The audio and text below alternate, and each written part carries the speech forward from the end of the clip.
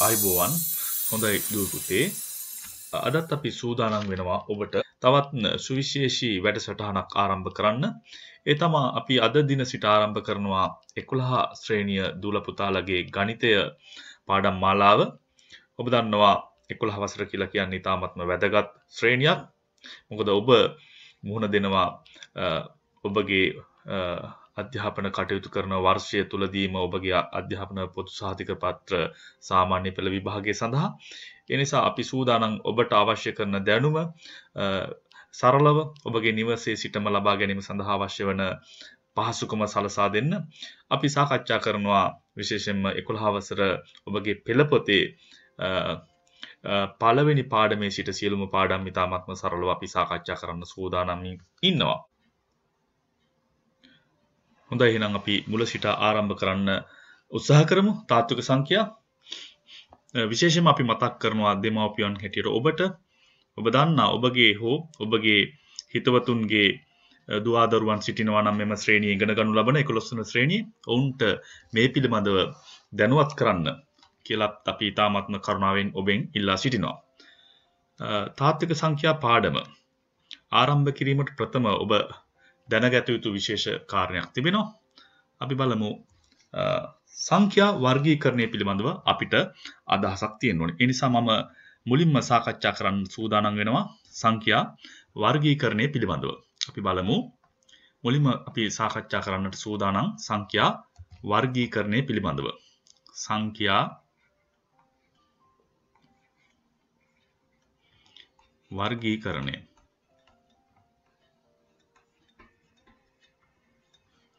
සංඛ්‍යා වර්ගීකරණය විශේෂයෙන්ම සංඛ්‍යා වර්ගීකරණයේදී අපි සාකච්ඡා කරන්නේ සංඛ්‍යා පිළිබඳව හැඳින්වීමක් සිදු කරන්න. සංඛ්‍යා පිළිබඳව හැඳින්වීමක් සිදු කරන්න.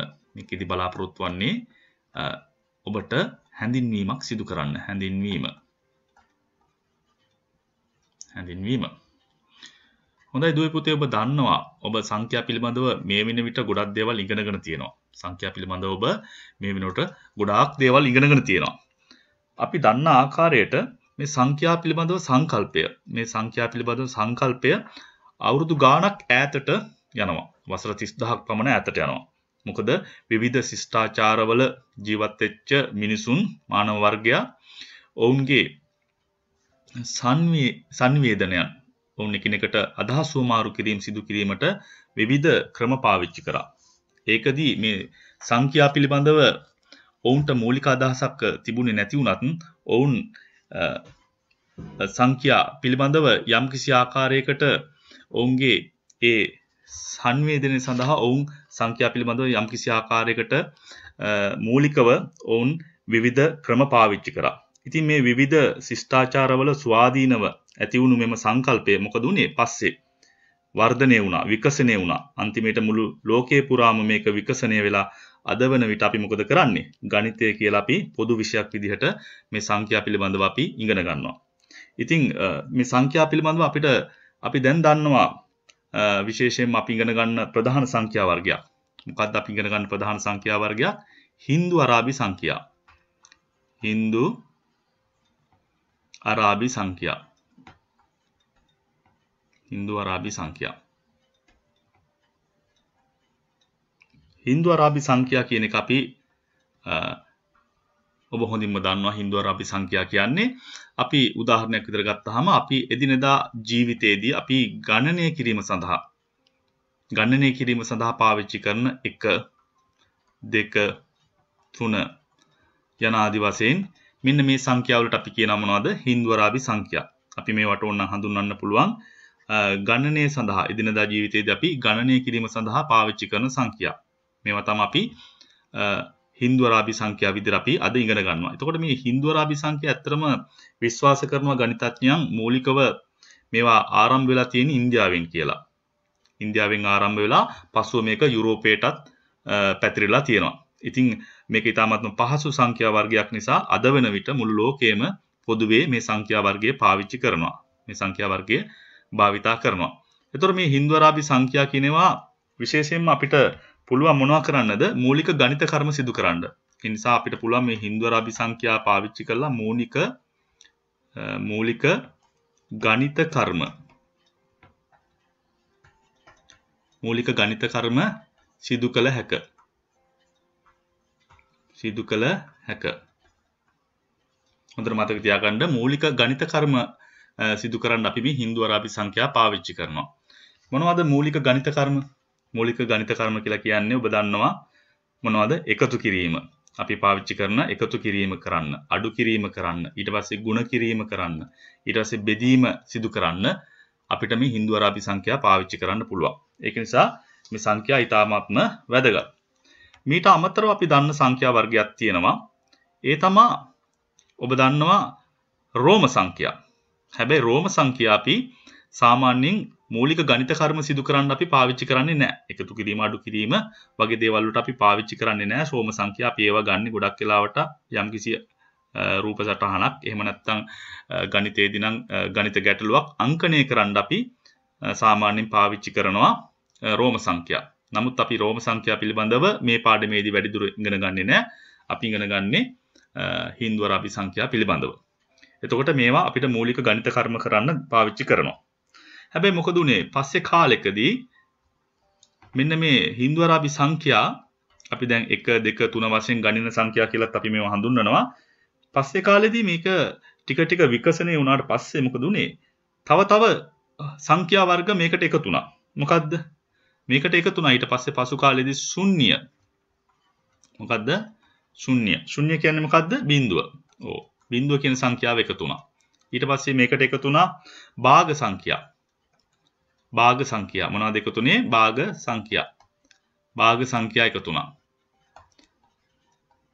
භාග සංඛ්‍යා එකතු වුණා. ඊට පස්සේ තව මොනවද එකතුනේ? ආපහු මේකට එකතු වුණා ඍණ සංඛ්‍යා. ඍණ සංඛ්‍යා හොයාගත්තා. එහෙම නැත්නම් ඍණ සංඛ්‍යා එකතු වුණා.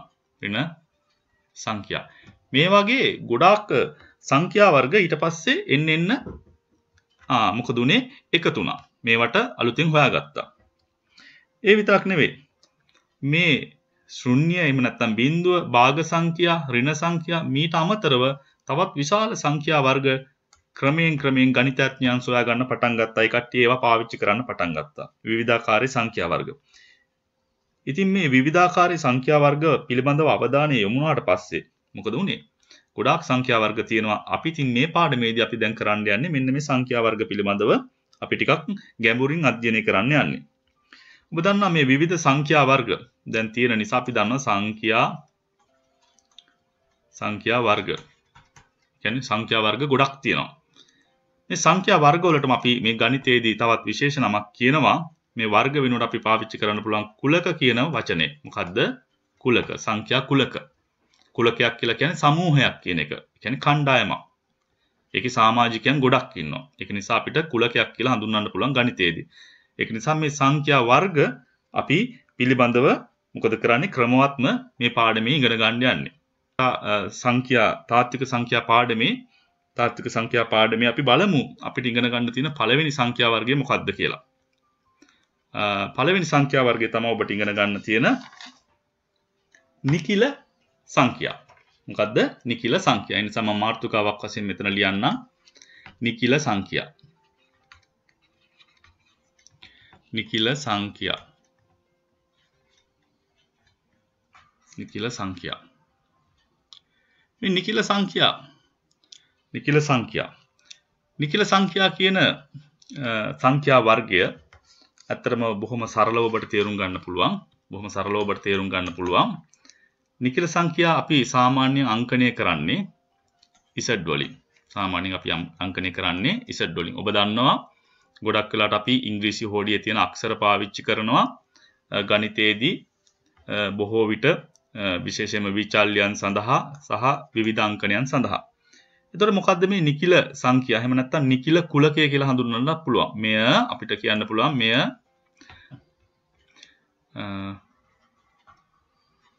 නිකිල කුලකය.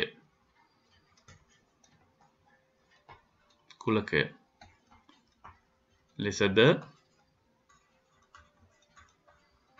හඳුන්වයි. මේ නිකිල කුලකයේ විදිහටත් අපි හඳුන්වනවා. එතකොට මොකද්ද මේ නිකිල කුලකය එහෙම නැත්නම් නිකිල සංඛ්‍යා කියලා කියන්නේ? අපි අර මුලින් ඉගෙන ගත්ත ගණින සංඛ්‍යා නේද? ගණින සංඛ්‍යා මොනවද? 1 2 3 4 යන ආදි වශයෙන් අපි පාවිච්චි කරන්න සාමාන්‍යයෙන් ගණනයේදී පාවිච්චි කරන මේ ගණින සංඛ්‍යා. මේ ගණින සංඛ්‍යා අපි සාමාන්‍යයෙන් ගණිතයේදී ටිකක් භාවිතා කරනවා අඩුයි. ඒ කියන්නේ ගණින සංඛ්‍යා කියන වචනය පාවිච්චි කරනවා අඩුයි. මේවා ගණින සංඛ්‍යා තමයි. හැබැයි මේ ගණින සංඛ්‍යා කියන වචනය පාවිච්චි කරනවා අඩුයි. නූතන ගණිතයේදී. ඒක නිසා අපි මේවට විශේෂ නමක් දෙනවා. ඒ නම තමයි ධන නිකිල කියලා අපි කියනවා. හොඳට මතක තියාගන්න අපි මේ සාමාන්‍ය අර කලින් කතා කරපු ගණනය කිරීම සඳහා 1 2 3 වශයෙන් ගණනය කිරීම සඳහා පාවිච්චි කරන මේ ඉලක්කම් ටික අපි සාමාන්‍ය නූතන ගණිතයේදී අපි ගණන සංඛ්‍යා කියලා කියන්නේ නැහැ. විරලව තමයි ඒක පොඩ්ඩක් පාවිච්චි කරන්නේ. නිසා මේකදී අපි නමක් දෙනවා විශේෂයෙන්ම මේ 1 2 3 4 වශයෙන් තියෙන සංඛ්‍යා වලට මොනවා කියලාද? ධන නිකිල කියලා. ධන නිකිල සංඛ්‍යා. එහෙම නැත්නම් නිකිල කුලකය. ධන නිකිල. අපි කියමු ධන නිකිල කුලකය. මේකට අපි කියනවා ධන නිකිල කුලකය කියලා. එහෙනම් මොනවද ධන නිකිල කුලකය? ධන නිකිල කුලකය තමා ඇත්තටම මේ 1 2 3 4 වශයෙන් තියෙන සංඛ්‍යා. ඇයි මේකට ධන කියලා කියන්නේ? ඔබ දන්නවා සංඛ්‍යාවක් ඉස්සරහින් සාමාන්‍යයෙන් අපි සංඛ්‍යාවක් ඉස්සරහින් ධන කියන ලකුණ අපි පාවිච්චි කරන්නේ නැහැ, ලියන්නේ නැහැ. හැබැයි එහෙම නොලිය තියෙන අවස්ථාවක් තියෙනවා නම් ඒක ධන සංඛ්‍යාවක්. හැබැයි ඍණ වුණොත් එහෙම අපි අනිවාර්යයෙන්ම ඍණ කියලා සඳහන් කරනවා ඉලක්කම ඉස්සරහින්. ඒ නිසා අපි මේවට අපි ධන නිකිල කුලකය කියලා අපි හඳුන්වනවා. එතකොට මේ ධන නිකිල කුලකය අපි අංකණය කිරීම සඳහා ධන නිකිල කුලකය අපි අංකණය කිරීම සඳහා පාවිච්චි කරනවා. ධන නිකිල කුලකය අංකණය කිරීම සඳහා අපි පාවිච්චි කරනවා. අර අපි නිකිල කුලකය පොදුවේ අංකණය කිරීම සඳහා පාවිච්චි කරන නිකිල කුලකය අපි විශේෂයෙන්ම මෙතන ධන ලකුණ පාවිච්චි කරනවා. ඉසඩ් ධන කියලා අපි හඳුන්වනවා. ඒක නිසා අපිට ඉසඩ් ධන විදිහට අපිට මේක අංකණය කරන්න පුළුවන්. ධන නිකිල සංඛ්‍යා. ඒ නිසා අපිට ලියමු බලන්න එහෙනම් කොහොමද අපි අංකණය කරන්න පුළුවන් කියලා. ඉසඩ් ධන. ඉසඩ් ධන කියලා කියන්නේ ධන නිකිල සංඛ්‍යා කුලකය. ධන නිකිල සංඛ්‍යා කුලකය සමානයි සාමාන්‍ය කුලකයක් අපි ලියා දක්වන්න පාවිච්චි කරන සංගල වරහන්. මේ සංගල වරහන් ඇතුලේ අපිට ලියන්න පුළුවන් අපි අර පාවිච්චි කරපු ගණින සංඛ්‍යා ටික 1 2 3 යන ආදි වශයෙන් සංඛ්‍යා දිගටම තියෙනවා කියලා මෙහෙම 33ක් පාවිච්චි කරන්න පුළුවන්. ඊට පස්සේ සංගල වරහන මෙහෙම වහනවා. අන්න මේ ප්‍රකාශනයෙන් අපි කියන්නේ ධන නිකිල සංඛ්‍යා කුලකය කියලා. මොකද්ද ධන නිකිල සංඛ්‍යා කුලකය? එහෙනම් මේ 1 2 3 කියන්නේ මොනවද? සාමාන්‍යයෙන් ගණනය කිරීම සඳහා පාවිච්චි කරන ඉලක්කම් ටික සංඛ්‍යා. හැබැයි අපි මේ ගණින සංඛ්‍යා කියන වචනේ විරලව පාවිච්චි කරන්නේ. ඒක නිසා අපි ඒකට අලුත් වචනයක් දුන්නා. මොකද්ද? නිකිල සංඛ්‍යා කියලා. නිකිල සංඛ්‍යාවල මේවා ධන සංඛ්‍යා නිසා අපි ඒවට කියනවා මොකද්ද? ධන නිකිල කුලකය. කුලකය කියන එකෙන් අදහස් කරන්නේ සමූහයක් තියෙනවා. කණ්ඩායමක් තියෙනවා කියන අදහස. කියන්නේ ගොඩක් තියෙනවා කියන අදහස. ඒ නිසා මේවට අපි කියනවා ධන නිකිල කුලකය කියලා. දැන් ධන නිකිල කුලකය කට්ටිය දන්නවා නේද? හොඳට මතක තියාගන්න මේ නිකිල සංඛ්‍යාවලදී අපිට පැහැදිලි වෙනවා අපි පාවිච්චි කරන්නේ මොන සංඛ්‍යාවද? පාවිච්චි වෙන්නේ පූර්ණ සංඛ්‍යා. ඒකත් ඔබ දැනගන්න ඕනේ. පූර්ණ සංඛ්‍යා. නිකිල සංඛ්‍යා හැටියට අපි පාවිච්චි කරන්නේ මොනවද? පූර්ණ සංඛ්‍යා. පූර්ණ සංඛ්‍යා. ඒක ඊටාත්ම වැදගත්. නිකිල සංඛ්‍යා හැටියට අපි පාවිච්චි කරන්නේ පූර්ණ සංඛ්‍යා. හරි. ඔන්න අපි දැන් ධන නිකිල කුලකය අපි දන්නවා. දැන් ඒ වගේම මේ සංඛ්‍යා ඉස්සරහෙන් අපි කිව්වා ඍණ සංඛ්‍යාවක් තියෙන්න පුළුවන්. කියන ඍණ කියන ලකුණ තියෙන්න පුළුවන්. අපි ඒවට කියන මොකද්ද? ඍණ නිකිල සංඛ්‍යා කියලා. ඒවට අපි කියනවා ඍණ නිකිල සංඛ්‍යා. ඍණ නිකිල සංඛ්‍යා. හරි. එහෙනම් ඍණ නිකිල සංඛ්‍යා අංකණය කිරීම සඳහා අපි කලින් වගේම ඉසඩ් පාවිච්චි කරනවා නිකිල සඳහා. ඉසඩ් පාවිච්චි කරලා අපි ඒක ඍණ නිසා ඉසඩ් වල ඍණ ලකුණ මේ විදිහට අපි සටහන් කරනවා ඉසඩ් ඍණ. මේකෙන් අදහස් කරන්නේ ඍණ නිකිල සංඛ්‍යා. හැබැයි සාමාන්‍යයෙන් මේ ඉසඩ් ඍණ කියන එක ගොඩක් වෙලාවට සමහර පෙළ පොත්වල තියෙනවා පාවිච්චි කරන අඩුවෙන් කියලා. නමුත් අපිට පුළුවන් මෙතනදී පාවිච්චි කරන්න ඍණ නිකිල සංඛ්‍යා පෙන්වන්න ඉසඩ් ඍණ. එහෙනම් අපි මේකටත් අංකණයක් ලියමු. මේකත් අපිට පෙන්වන්න පුළුවන්. එහෙනම් ඍණ නිකිල සංඛ්‍යා කියලා කියන්නේ නිකිල සංඛ්‍යා එහෙම නැත්නම් නිකිල කුලකය කියලා කියන්නත් පුළුවන්. නිකිල සංඛ්‍යා මේකට ඔයාලට පුළුවන් කියන්න කුලකය කියලා. කුලකය කියලා කියන්නත් පුළුවන්. එහෙනම් අපි දන්නවා කුලකයක් අපි අංකණය කරන්නේ සංගල වරහන් වලින් සමූහයක්. එහෙනම් අර කලින් අපි ලියපු එක ඉස්සරහෙන් දැන් මොකද කරන්නේ? ඍණ 1, ඍණ 2, ඍණ 3 වශයෙන් අපිට සංඛ්‍යා ඔන්න ඍණ 4 වශයෙන් සංඛ්‍යා අපිට මේ විදිහට ඉස්සරහට තියනවා කියලා පෙන්වන්න පුළුවන්. ඉතින් මේ විදිහට සංග්‍රහ වරහන අන්තිමේට වහන්න ඕනේ. මේකෙන් අදහස් කරන්නේ ඍණ නිකිල සංඛ්‍යා කුලකය. පැහැදිලිද? හැබැයි මෙතනක් තියෙන්නේ පූර්ණ සංඛ්‍යා. හොඳට මතක තියාගන්න. මෙතනක් තියෙන්නේ මොනවද? මෙතනක් තියෙන්නේ අපි කලින් සටහන් කරපු පූර්ණ සංඛ්‍යා. එහෙනම් මොකද්ද? දැන් අපි ධන නිකිල සංඛ්‍යා දන්නවා, ඍණ නිකිල සංඛ්‍යා දන්නවා. මොනවද අපි දන්නේ? ධන නිකිල සංඛ්‍යා දන්නවා, ඍණ නිකිල සංඛ්‍යා. එහෙනම් පොදුවේ අපිට නිකිල සංඛ්‍යා කියන්නේ මොනවද? එහෙනම් පොදුවේ අපිට කියන්න පුළුවන් එම නිසා මොකද්ද? නිකිල ලෙස හැඳින්වෙන්නේ. නිකිල ලෙස හැඳින්වෙන්නේ. ධන නිකිල අය මොනවද? ඍණ නිකිල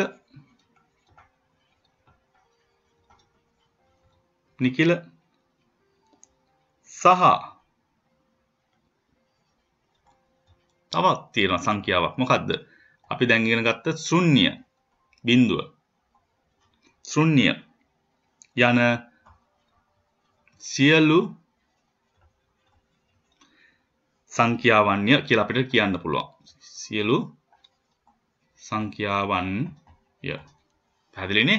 එහෙනම් නිකිලයක් කියලා අපි කියන්නේ පොදුවේ මොනවද? ධන නිකිල, ඍණ නිකිල සහ ශුන්‍ය. මේ සංඛ්‍යා සියල්ලම එකතු කරගත්තාම නිකිල කියලා අපි කියනවා. එහෙනම් නිකිල කියන එක අපිට පොදුවේ අඳුන්වන්න පුළුවන්, අංකණය කරන්න පුළුවන් ඉසඩ් වලින්. දැන් මෙතනදී අපි ධන හෝ ඍණ කියලා දාන්නේ නැහැ. පොදුවේ ඉසඩ් වලින් අපිට අංකණය කරන්න පුළුවන්. අපිට පුළුවන් සංගල වරහක් ඇතුලේ දැන් පොදුවේ ලියන්න කොහොමද?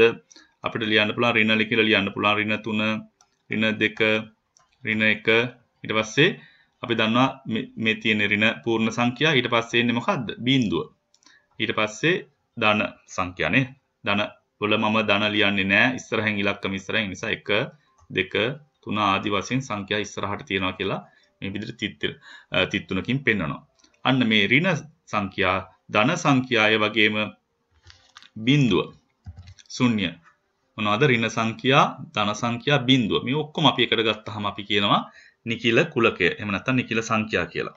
පැහැදිලිද? ඉතින් මේක මෙහෙම අංකණය කරන්න පුළුවන් දුවලා පුතාලට. මේක අපිට තව විදිහට අංකණය කරන්න පුළුවන්. ඒ කොහොමද? තවත් වුණ ආකාරයකට මේක අංකණය කරන්න පුළුවන්. සංගල වරහන් ඇතුලේ මේ ධන සංඛ්‍යා, ඍණ සංඛ්‍යා මම වෙනම ලියප එක මම මෙහෙම කරනවා. බිඳුව තියෙනවා. ඊට පස්සේ ධන හෝ ඍණ එක කියලා මම අර ධන එක සහ ඍණ එක වෙන වෙනම ලියප එක මෙහෙම එක තැන ලියන්නත් පුළුවන්. එක කියලා ලියලා ඒකට ඉස්සරහ ධන ලකුණයි ඍණ ලකුණයි දෙකම පාවිච්චි කරන්න පුළුවන්. ඊට පස්සේ ධන හෝ ඍණ දෙක කෙටි කරලා ලියන්න පුළුවන් මේ විදිහට. ධන හෝ ඍණ 3, ධන හෝ ඍණ 4 යන ආදි වශයෙන් ඔබට ඉස්සරහට ලියා ගන්න යන්න පුළුවන්. පැහැදිලිද? හරි. එහෙනම් නිකිල කුලකය පිළිබඳව ඔබ දන්නවා. එහෙනම් නිකිල කුලකයක් කියන්නේ මොකද්ද? ධන හෝ ඍණ වන පූර්ණ සංඛ්‍යා. ගණන සංඛ්‍යා. බිඳුවද ඇතුළත්ව. පැහැදිලිනේ? හරි. එහෙනම් මේ සංඛ්‍යා පාඩමේ තාත්වික සංඛ්‍යා පාඩමෙන් අපි එක සංඛ්‍යා වර්ගයක් පිළිබඳව ඉගෙන ගත්තා. නිකිල සංඛ්‍යා. ඔබ හොඳටම මතක තියාගන්න මේ සියලුම සංඛ්‍යා සඳහා අපි පාවිච්චි කරන්නේ හින්දු අරාබි සංඛ්‍යා. ඒක ඉතාමත්ම වැදගත්. හොඳයි. දැන් අපි බලමු ඔබගේ දෙවන සංඛ්‍යා වර්ගය මොකක්ද කියලා. දෙවන සංඛ්‍යා වර්ගය අපි ඉගෙන ගමු. දෙවන සංඛ්‍යා වර්ගයේ විදිහට අපි ඉගෙන ගන්නේ ප්‍රකෘති සංඛ්‍යා කුලකය. මොකද්ද? ප්‍රකෘති සංඛ්‍යා කුලකය. ප්‍රකෘති සංඛ්‍යා කුලකය. මේ ප්‍රකෘති සංඛ්‍යා කුලකය අපි අංකණය කරන්න පාවිච්චි කරනවා n කියන ඉංග්‍රීසි අක්ෂරය ලෙටර් එක. පැහැදිලිද? හොඳයි.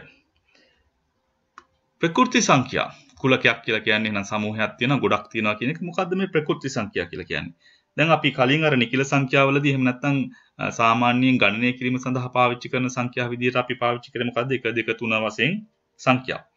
මේ 1 2 3 ආදී වශයෙන් වූ සංඛ්‍යා කුලකය අපි මොනවද කියලාද හඳුන්වන්නේ? ප්‍රකෘති සංඛ්‍යා කියලාත් හඳුන්වනවා.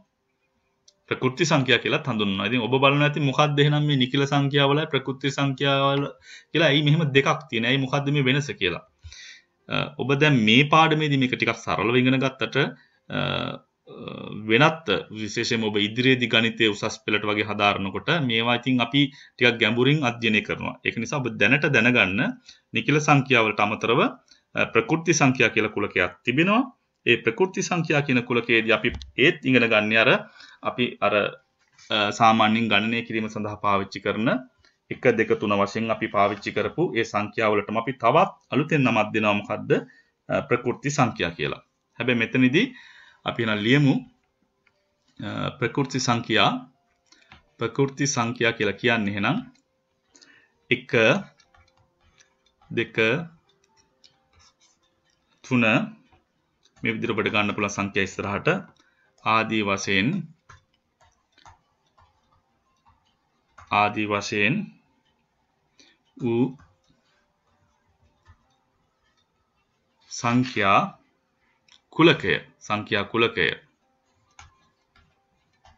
කුලකය ප්‍රකෘති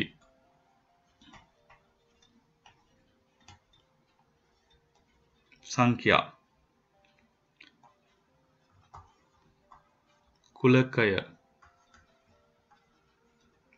ලෙසද හැඳින්වේ. මේක තවත් හැඳින්වීමක් පමණයි. ඒ කියන්නේ අර 1 2 3 කියලා අපි පාවිච්චි කරපු අර ගණනය කිරීම සඳහා පාවිච්චි කරපු සංඛ්‍යා ප්‍රකෘති සංඛ්‍යා කියලාත් අපි හඳුන්වනවා. ඒක අංකණය කරන්නේ n වලින්. n මගින් අපිට කියන්න පුළුවන් n මගින් අංකණය කරයි කියලා. n මගින් අංකණය කරයි.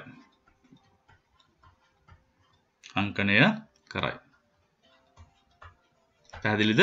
එහෙනම් මේක කුලකයක් විදිහට අපි ලියලා දක්වමු. ප්‍රකෘති සංඛ්‍යා අපි මොකද්ද පාවිච්චි කරන අංකණය සඳහා පාවිච්චි කරන අක්ෂරය n.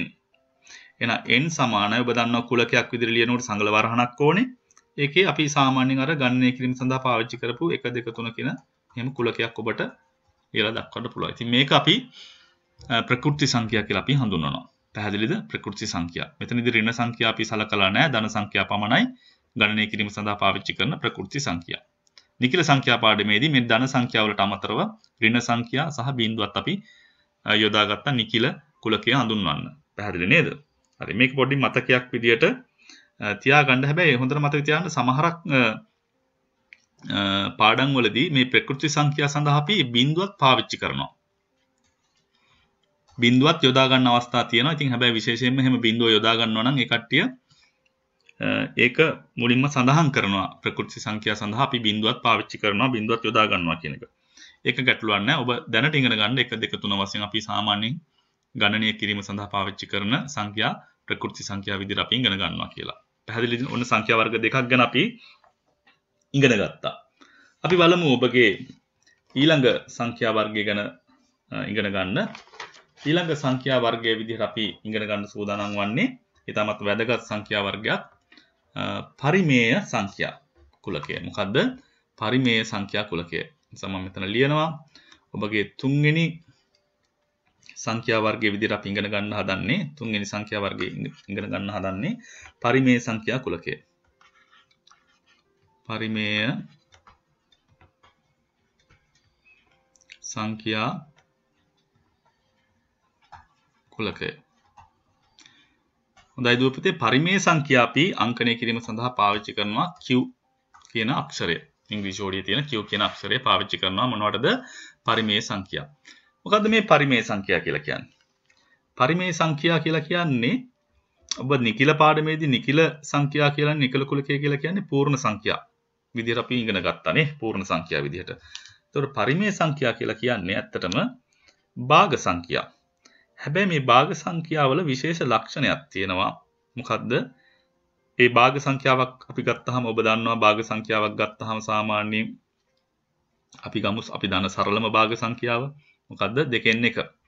අපි මේ දෙකට යට තියෙන සංඛ්‍යාවට මොකද්ද කියන්නේ? හරය. මොකද්ද? හරය. උඩ තියෙන සංඛ්‍යාවට අපි කියනවා මොකද්ද? ලවය. මෙයාට අපි කියනවා මොකද්ද? ලවය. මෙයාට අපි කියනවා මොකද්ද? හරය. මේවා කට්ටි දන්නවා.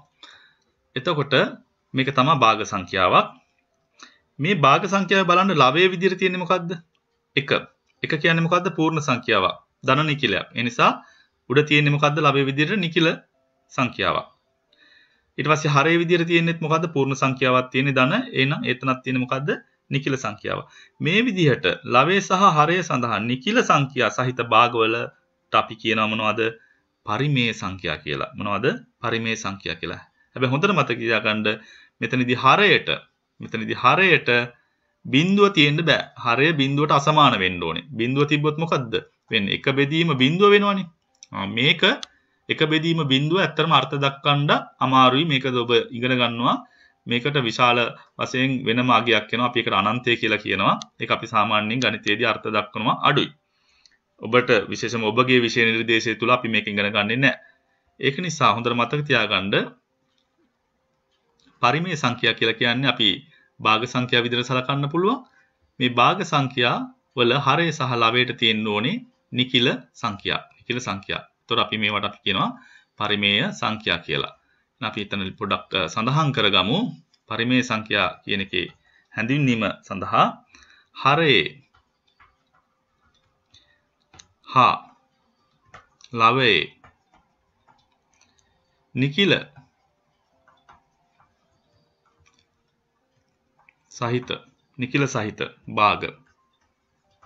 සහිත භාග. හැබැයි විශේෂයක් තියෙනවා මොකද්ද? හරයේ බිඳුව තියෙන්න බෑ. ඒ නිසා මම ලියනවා බිඳුව නොමැති විට පරිමේය සංඛ්‍යා ලෙස හැඳින්වේ. මේකට අපි කියනවා පරිමේය සංඛ්‍යා. පරිමේය සංඛ්‍යා ලෙස හැඳින්වේ. මොකද්ද පරිමේය සංඛ්‍යා කියලා කියන්නේ? එහෙනම් හරයේ හා ලවයේ නිකිල සහිත භාග පරිමේය සංඛ්‍යා ලෙස හැඳින්වේ. හැබැයි හරයේ, ඒ කියන්නේ මේ යට තියෙන භාග සංඛ්‍යාව යට තියෙන කොටසේ බිඳුව තියෙන්න බෑ. එහෙම තිබ්බොත් එහෙම ඒකට අපිට මේ විෂය නිර්දේශය තුල අපි ඒක ඉගෙන ගන්නේ නැහැ. අර්ථ දක්වන්නේ නැහැ. පැහැදිලි නේද? හොඳයි. එහෙනම් අපි උදාහරණ කිහිපයකුත් බලමු පරිමේය සංඛ්‍යාවලට. හොඳට මතක තියාගන්න මේ පරිමේය සංඛ්‍යාවත් අපිට අර ගණිත කර්ම සිදු කරන්න පුළුවන්. මොනවද? එකතු කිරීම, අඩු කිරීම, බෙදීම, ගුණ කිරීම මේ වගේ ගණිත කර්ම කරන්න පුළුවන්. ඒකත් හොඳට මතක තියාගන්න. අපි උදාහරණ කිහිපයක් බලමු. එහෙනම් මේ පරිමේය සංඛ්‍යාවලට අර මම කලින් ගත්ත භාගය. ඒ වගේම අපි ගත්තොත් මෙහෙම ඍණ 2 බෙදීම 5. මේක පරිමේය සංඛ්‍යාවක්ද? මේක පරිමේය සංඛ්‍යාවක්ද? ඔව්. මොකද්ද හේතුව? මේ බලන්න උඩ ලවයට තියෙන්නේ ඍණ 2. ඍණ 2 කියන්නේ නිකිල සංඛ්‍යාවක්. අපි දන්නවා නිකිල වලට ධන වෙන්නත් පුළුවන්, ඍණ වෙන්නත් පුළුවන්. ඊට පස්සේ හරයට තියෙන්නේ 5. ධන සංඛ්‍යාවක්. ඒ නිසා ඒක නිකිල සංඛ්‍යාවක්. ඒ නිසා මේ භාග පරිමේය සංඛ්‍යාවක්. තව උදාහරණයක් ගන්නම්. ඍණ 11 බෙදීම 3. මේකත් පරිමේය සංඛ්‍යාවක් නේද? මොකද භාග සංඛ්‍යාවක් ධන සහ ඍණ නිකිල තියෙන්නේ. ගැටලුවක් නැහැ. දැන් මම ලියනවා 2 කියලා. මේක භාග සංඛ්‍යාවක් නෙවෙයිනේ. 2. එහෙනම් මේක පරිමේයද? මම කියනවා ඔව් කියලා. ඇයි? හොඳට දුවලා පුතාලා දන්නවා මේක භාග සංඛ්‍යාවක් විදිහට ඔබට බැලුමට පේන්නේ නැතුණාට අපි දන්නවා මේක අපිට ඕනනම් බෙදීම 1 කියලා යටින් 1 ලියන්න පුළුවන්. එකෙන් බෙදුවා කියලා වෙනසක් වෙන්නේ නැති නිසා මේ බලන්න මෙතනක් තියෙන්නේ මොකද්ද? භාග සංඛ්‍යාවක්. පැහැදිලිද? හරය 1, ලවය 2 නිකිල සංඛ්‍යා. ඒ නිසා අපි සාමාන්‍යයෙන් පූර්ණ සංඛ්‍යාවක් ලිව්වහම ඒකත් අපිට පරිමේය සංඛ්‍යාවක් විදිහට සලකන්න පුළුවන්. පැහැදිලි නේද? එහෙනම් අපි දැන් දන්නවා Q කියන අක්ෂරය මගින් තමයි පරිමේය සංඛ්‍යා අංකණය කරන්නේ. Q කියන අක්ෂරය මගින් තමයි පරිමේය සංඛ්‍යා අංකණය කරන්නේ. නිසා අපිට කියන්න පුළුවන් Q මගින් පරිමේය සංඛ්‍යා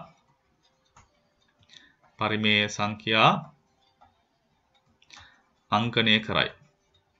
මොකද්ද? අංකණය කරයි.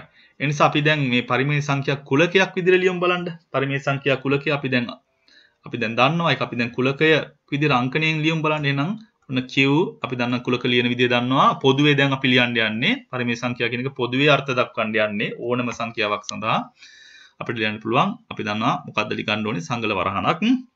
මම පොදුවේ ගන්නවා අර භාග සංඛ්‍යා කියන එක නිරූපණය කරන්න පොදුවේ ගන්නවා මේ විදිහට හැම වෙලාවෙම අපි ඉතින් ගන්න ඉංග්‍රීසි හොඩියේ තියෙන අකුරුනේ විචල්‍යයක් සඳහා A බෙදීම B කියලා. මොකද්ද මේ A කියලා කියන්නේ ඉංග්‍රීසි අකුරක්. හැබැයි මේකට අපිට ඕනම ඉලක්කමක් ආදේශ කරන්න පුළුවන්. 1 2 3 වශයෙන් ඕනම ඉලක්කමක් ආදේශ කරන්න පුළුවන්. B කියලා කියන්නේ ඉංග්‍රීසි හොඩියේ තියෙන අකුර. මේකට ඕනම ඉලක්කමක් ආදේශ කරන්න පුළුවන්. පරිමේය සංඛ්‍යාවලදී මේ A සහ B මොනවද වෙන්න ඕනේ? මොන සංඛ්‍යාවද වෙන්න ඕනේ? නිකිල සංඛ්‍යා වෙන්න ඕනේ. මතකයි නේද? එහෙනම් අපිට ලියන්න පුළුවන් A b කියන එකන අයිති වෙන්න ඕනේ. කුලකවලදී අපි මෙන්න මේක පාවිච්චි කරනවා අයිති වෙන්න ඕනේ කාටද? නිකිල සංඛ්‍යාවලට. නිකිල සංඛ්‍යාවල අක්ෂරය මතකද? අංකණය කිරීම සඳහා පාවිච්චි කරේ z. ඒ නිසා a, b අයිති වෙන්න ඕනේ z වලට. ඒ කියන්නේ ඔබ a වලට යම්කිසි ඉලක්කමක් පාවිච්චි කරනවා නම් ඒක නිකිල සංඛ්‍යාවක් වෙන්න ඕනේ. එක්ක ධන එක්ක ඍණ නිකිල සංඛ්‍යාවක් වෙන්න. b වලටත් ධන හෝ ඍණ නිකිල සංඛ්‍යාවක් වෙන්න ඕනේ. හැබැයි විශේෂයෙන්ම වෙන්න ඕන දෙයක් තියෙනවා. මොකක්ද? තව අවස්ථාවක්, තව කන්ඩිෂන් එකක් මේක සම්පූර්ණ කරන්න ඕනේ. මොකද්ද? b කියන එකන. එහෙම නැත්නම් හරය, මේ භාග සංඛ්‍යාව හරය මොකද වෙන්න ඕනේ? සමානයි බිඳුව ද වෙන්න ඕනේ.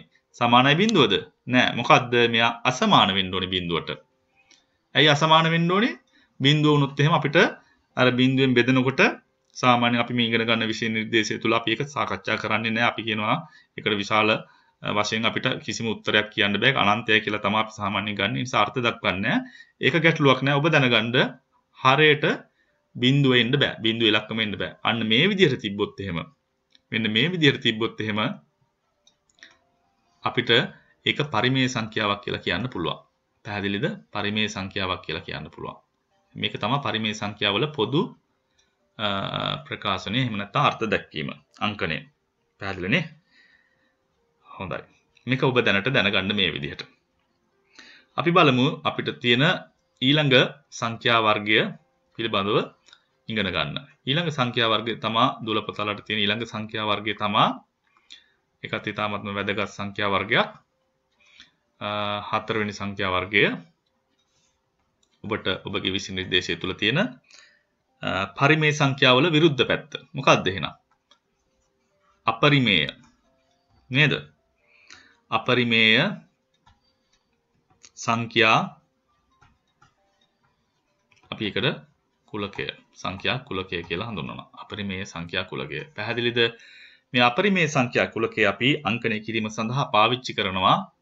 මොකද්ද? අර පරිමේය සංඛ්‍යා සඳහා පාවිච්චි කරපු q කියන අක්ෂරය. හැබැයි ඒ q කියන අක්ෂරයම නෙවෙයි පාවිච්චි කරන්නේ. එයාගේ විරුද්ධ ලක්ෂණ තියෙන සංඛ්‍යා වර්ගය නිසා අපි ඒවට යාගේ අනුපූරකේ පාවිච්චි කරනවා. අනුපූරකේ අපි මෙහෙම ඩෑෂ් කියලා උඩින් පෙන්නනවා. ඒ කියන්නේ යාට ඔපොසිට් එක විරුද්ධ එක. එහෙනම් q වල අනුපූරකේ අපි පාවිච්චි කරනවා මොනවද? අපරිමේය සංඛ්‍යා සඳහා. එහෙනම් අපරිමේය සංඛ්‍යා කියන එක ඔය කට්ටිය දැනගන්න ඕනේ. අර පරිමේය සංඛ්‍යාවල අනිත් පැත්ත එහෙම නැත්නම් ඊට ප්‍රතිවිරුද්ධ ලක්ෂණ තියෙන සංඛ්‍යා කුලකයක්.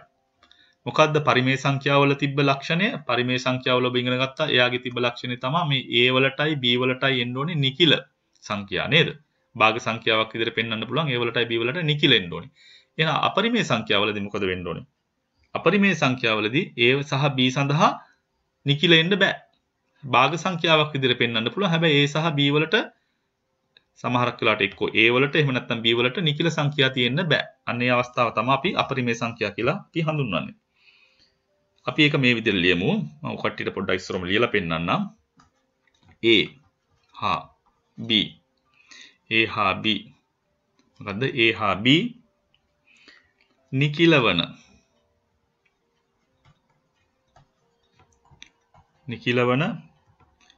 a බෙදීම b ආකාරයෙන් a බෙදීම b ආකාරයෙන්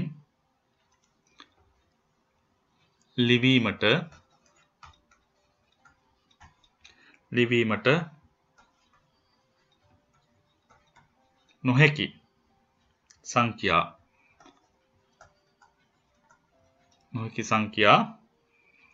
අපි හඳුන්වනවා අපරිමේය සංඛ්‍යා. අපරිමේය සංඛ්‍යා ලෙස අපිට කියන්න පුළුවන් හඳුන්වයි. අපරිමේය සංඛ්‍යා ලෙස හඳුන්වයි. දැන් මෙහෙම කිව්වහම ටිකක් අපැහැදිලි වෙන්න පුළුවන්. මොකද්ද මේ කියපු කතාව කියලා. අපි ඒක ලේසියෙන් ඔබට තේරුම් ගන්න පුළුවන් උදාහරණයකින්. ඒ නිසා අපි හැම වෙලාවෙම උදාහරණ පාවිච්චි කරලා තේරුම් ගන්න උත්සාහ කරමු. මම පාවිච්චි කරන උදාහරණයක් අපි ගමු. උදාහරණයක් තමයි අපි ගමු මෙන්න මේ වගේ උදාහරණයක්. එක බෙදීම වර්ගමූල 2. මූල 2. මේක භාග සංඛ්‍යාවක්ද? ඔව්. මොකද්ද? හරේ තියෙනවා, ලබේ තියෙනවා. එක බෙදීම වර්ගමූල දෙක. ඔබ වර්ගමූල පිළිබඳව ඔබ දන්නවා 10 වෙනි වසරේදීත් ඉගෙනගෙන තියෙන නිසා වර්ගමූලය පිළිබඳව ඔබට අදහසක් තියෙනවා. එක බෙදීම වර්ගමූල දෙක. දැන් බලන්න මේකෙදි මොකද්ද විශේෂ ලක්ෂණය? ලවයට තියෙනවා 1. ඒක නිකිල සංඛ්‍යාවක්. හරයට තියෙනවා 2 වර්ගමූලය. දැන් මේ 2 වර්ගමූලය කියලා කියන්නේ මොකද්ද? එයාගේ උත්තරේ ඔබ දන්නවා මෙයාට 2 වර්ගමූලය සඳහා අපිට එනවද යම්කිසි නිශ්චිත සංඛ්‍යාවක්. නෑ වර්ගමූල දෙක ගත්තොත් එහෙම වර්ගමූල දෙක ඔබ බැලුවොත් එහෙම ඔබගේ කැල්කියුලේටරේ හරි මොකක් හරි පාවිච්චි කළා මේකට එන්නේ 1.4යි 1යි 4යි 2යි 1යි යනාදි වශයෙන් මේක මේ විදිහට ඉස්සරහට ගොඩාක් සංඛ්‍යා එනවා. පැහැදිලිද? ඒ නිසා ඔබ දන්නවා වර්ගමූල දෙක සඳහා අපිට තනි ඉලක්කමක් ලැබෙන්නේ නැහැ. මේ විදිහට දිගටම තියෙන දශම සංඛ්‍යා කිහිපයක් තමයි ලැබෙන්නේ. දශම සංඛ්‍යාවක් තමයි ලැබෙන්නේ. පැහැදිලි නිසා. ඒ නිසා එන වර්ගමූල දෙක කියලා කියන්නේ මොකද්ද? එයාට එන උත්තරේ දශම සංඛ්‍යාවක්. ඒ වගේ මේක නිශ්චිත නැහැ. දිගටම ඉස්සරහට තියෙනවා. ඒක නිසා අපිට මේ වගේ සංඛ්‍යා අපිට පරිමේය සංඛ්‍යාවක් විදිහට ගන්න බෑ. පැහැදිලිනේ? මොකද යට තියෙන වර්ගමූල දෙක කියලා කියන්නේ එයාගේ අගය වෙන්නේ දශම සංඛ්‍යාවක්. පූර්ණ සංඛ්‍යාවක් නෙවෙයි. ඒ නිසා අපි දල වශයෙන් 1.41 කියලා ගත්තට අපේ ගණනය කිරීම පහසුව සඳහා ගණන් හැදීමේ පහසුව සඳහා මෙයාගේ උත්තරේ 1.4යි හරි 4.1යි හරි දශම සංඛ්‍යා දෙකකට අපි වටයලා ගත්තට මේක දිගටම මේ විදිහට සංඛ්‍යා එන නිසා අපිට එක බෙදීම වර්ගමූල දෙක වගේ භාග සංඛ්‍යාවක් අපි පරිමේයයි කියලා ගන්න අපි යාට කියන්නේ අපරිමේය සංඛ්‍යාවක් කියලා. පැහැදිලිනේ? අපරිමේය සංඛ්‍යාව. ඉතින් මේ වගේ උදාහරණ ගොඩක් තියෙනවා. මේ වගේ උදාහරණයක් අපිට තව ගන්න පුළුවන්. මේක අපි එක උදාහරණයක් මේ වගේ උදාහරණයක් ඔබට ගන්න පුළුවන්. එක බෙදීම වර්ගමූල 3. මේකත් අපරිමේය සංඛ්‍යාව. දැන් ලවයේ 1යි. හැබැයි හරයට තියෙන්නේ 3 වර්ගමූලය. 3 වර්ගමූලය කියලා කියන්නේ ඔබ ගත්තොත් 3 වර්ගමූලය ගත්තත් අර කලින් වගේම මේකත් මේ විදිහට 1.7යි 3යි 2යි 0යි ඔය විදිහට ඉස්සරහට ලොකු සංඛ්‍යාවක් දිගටම එනවා. ඒ නිසා මෙතනත් වර්ගමූල 3 කියලා කියන්නේ ලොකු දශම ස්ථාන සහිත දශම සංඛ්‍යාවක්. ඒක නිසා ඒක නිකිල සංඛ්‍යාවක් නෙවෙයි. අර කලින් A බෙදීම B විදිහට ගත්තාම ඒවට නිකිල සංඛ්‍යා තියෙන්න ඕනේ. හැබැයි මෙතන නිකිල සංඛ්‍යාවක් නෙවෙයි තියෙන්නේ. ඒ නිසා මේ වගේ භාගව අපි හඳුන්වනවා අපරිමේය භාග සංඛ්‍යා කියලා. පැහැදිලිද? අපරිමේය භාග සංඛ්‍යා. ඉතින් මේ විදිහට ඔයාලට උදාහරණ ඕන තරම් ගන්න පුළුවන්. තව උදාහරණයක් මම ගන්නම්. එක බෙදීම 5ත් අපිට වර්ගමූල 5ත් අපිට අපරිමේය සංඛ්‍යාවක් විදිහට ගන්න පුළුවන්. මෙයත් අපරිමේයයි, මෙයත් අපරිමේයයි. මේ සංඛ්‍යාවත් අපරිමේය සංඛ්‍යාවක්. මම තව උදාහරණයක් ගන්නවා. ඒක මම වෙනමම ලියන්නම් උදාහරණය කියලා. අපි ගමු තව උදාහරණයක් කියලා මම ලියන්නම් මේ වගේ එකක්. එක බෙදීම වර්ගමූල 4. මම ඔයාගෙන් අහනවා මේක අපරිමේය සංඛ්‍යාවක්ද කියලා. මේ එක බෙදීම වර්ගමූල 4 අපරිමේය සංඛ්‍යාවක්ද? දැන් කලින් අර වර්ගමූල කියන ලකුණ දැකලා දැක්ක ගමන්ම හිතනවා අපිට මොකද්ද? මේකත් අපරිමේය සංඛ්‍යාවක් කියලා. අපරිමේය භාග සංඛ්‍යාවෙන් මත අපරිමේය සංඛ්‍යාවක් කියලා අපිට හිතෙනවා. මේක අපරිමේය සංඛ්‍යාවක්ද? නෑ. මේක අපරිමේය සංඛ්‍යාවක් නෙවෙයි. මේ බලන්න. මොකක්ද ඒකට හේතුව? එක බෙදීම වර්ගමූල 4. වර්ගමූල 4 කියලා කියන්නේ එයාට නිශ්චිත උත්තරයක් තියෙනවා. මොකද්ද වර්ගමූල 4 කියලා කියන්නේ? වර්ගමූල 4 ඉන්නේ කොහොමද?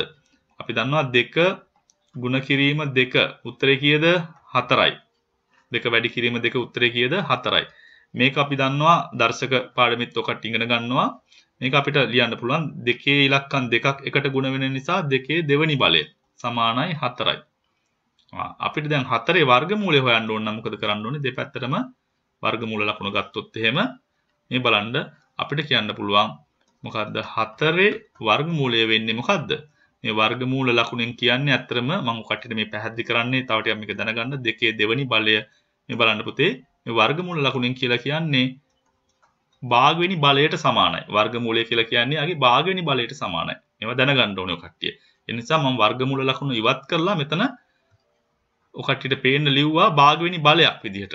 එතන මොකද වෙන්නේ? මේ දෙන්න ಗುಣ වෙන්න ඕනේ වරහන් ඉවත් කරනකොට. ඒ නිසා දෙකට දෙක ඉවත් වෙලා ගිහිල්ලා අපිට උත්තරය එතනදී ඉතුරු වෙනවා කීයයි කියලාද? 2යි කියලා. එහෙනම් 4ේ වර්ගමූලය කීයද? 2යි. පැහැදිලිනේ?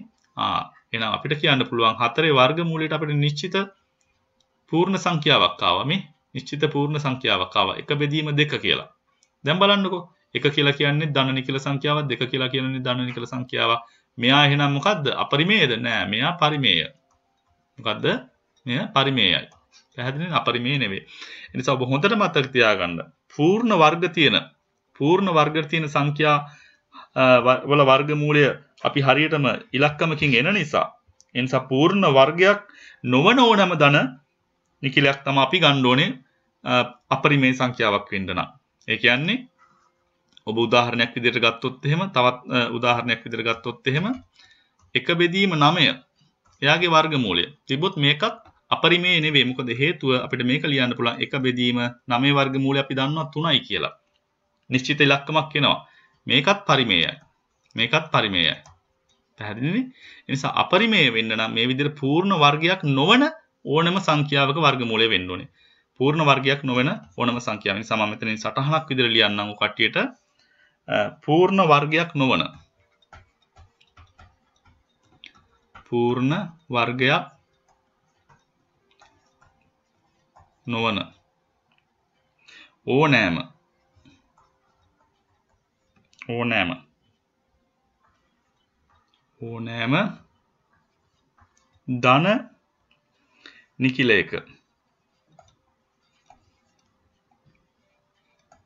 ඕනෑම ධන නිකිලයක වර්ගමූලය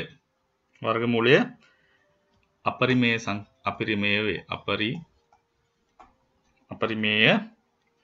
සංඛ්‍යාවක්